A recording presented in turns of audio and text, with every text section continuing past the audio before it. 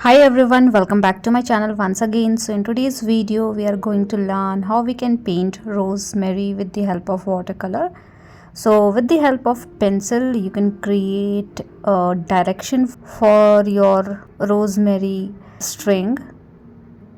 So you can have complex one or you can have a simple one. So I'm creating something like this. So I have created one middle line and then I have divided into three sections like these.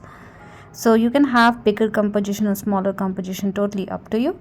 And I'm using size 5 round brush for today's painting. Prefer to use a smaller brush for today's video because rosemary leaves are very fine and longer.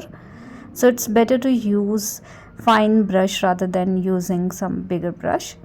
Now with the help of blue color and yellow color, you can mix blue and yellow, and I'm also mixing little bit of red to make the shade little darker.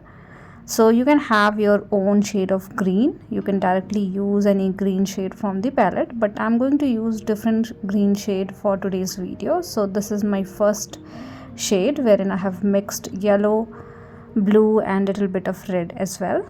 Now let's start creating leaf. So we need little longer, so that's why I'm dragging my brush little longer to create longer leaf, and I'm pushing my brush just a little bit so that I can have something like this, not too broad, not too fine. We need little bit of thickness into the leaf. Rosemary leaves are usually like needle shape but not exactly needles, so we need little width into the leaf area. So something like this you can do. And we also need to keep the direction of leaf in different angle, which is very important because we have one middle stem and then around it we have multiple leaves. So from every direction we need to see these leaves are coming out. So to make it little bit on the realistic side, you have to create these leaves into different angle and direction. So because this is the first shade, let's go and create all the leaves one after another, side by side, left and right. But you can also keep leaves crossing each other, and this is the best way to paint something like this. So you can start creating leaves left and right, and then in between you can have one leaf which is crossing another leaf, and that is what I'm doing here. And whenever you are crossing leaf from one into another, make sure your previous leaf have dried completely so that the color is not bleeding. And the front leaf you can keep little darker, and back leaf you can keep little lighter. That is something you can definitely try.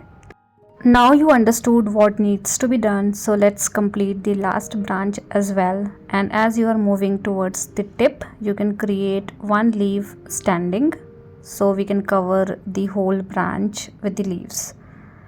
So we need to repeat the same stuff with different color to finish this particular leaf. But before that, I'm going to switch onto the stem area. So rosemary stems are more towards woody side, so it is not delicate, it is more like a wood. So we need to create darker shade for that. So I'm mixing green and more red into it, making it more darker. You can have a brownish kind of shade. So first I'm using dark purple kind of shade for the first layer, and then I'm using little bit of red around it. So let's paint this stem, and as we already have painted leaf, so you can leave in between area and then you can paint rest other area with the help of brown color or dark purple color. Now once done with this particular step, obviously you can keep this stem little bigger at the base because the base stems are obviously bigger in size and thicker in size and have more texture around it. So you can definitely do more shading and detailing for this stem area for sure. So that is something I'm not doing.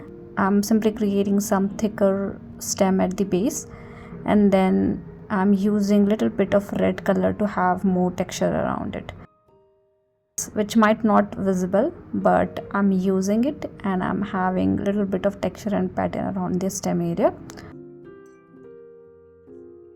We're done with this stem. Now let's use another shade. So I'm adding more yellow into my green to make it a little lighter, and I'm repeating the same kind of leaf again in between. So basically you can have first layer of leaf little bit at distance, and then you can have another layer with little different color of green into it.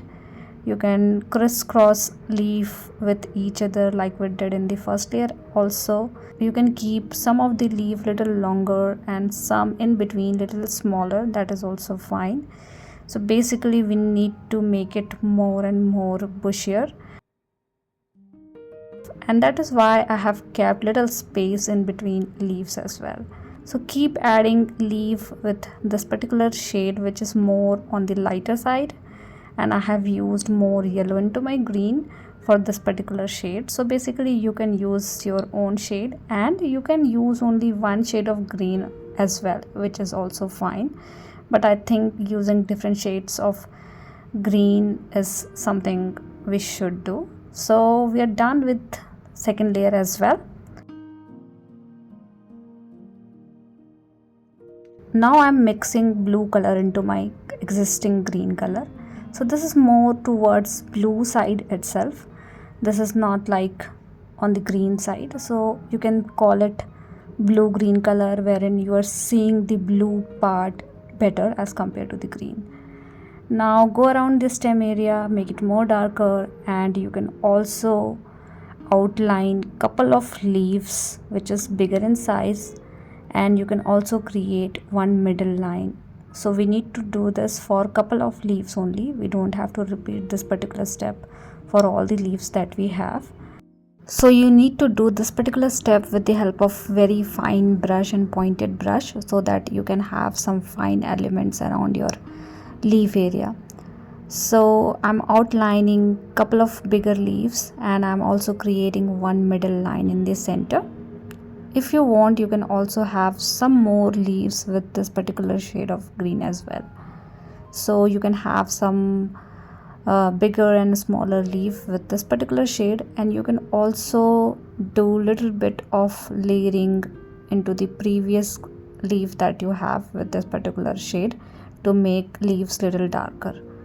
And we are finishing today's video. If you want, you can also paint flowers in between, which is very smaller in size and mostly in blue and purple color. So if you want to have flowers, you can have in between the leaves that you have. So that is also something you can definitely try. And we are done with today's video.